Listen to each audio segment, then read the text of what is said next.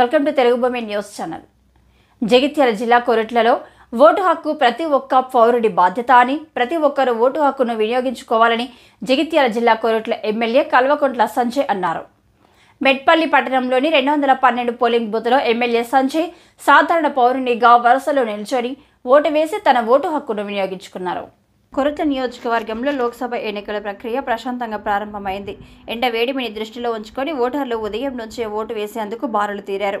కొన్ని చోట్ల ఈవీఎంలు మొరాయించినప్పటికీ అధికారులు మళ్లీ వెంటనే కొత్త ఈవీఎంలు పెట్టి ఓటు ప్రక్రియ సజావుగా ప్రారంభించారు.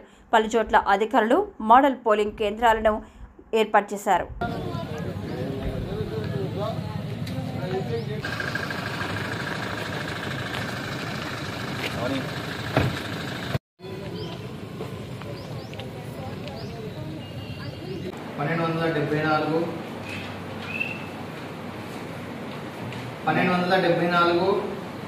ఇరా 1273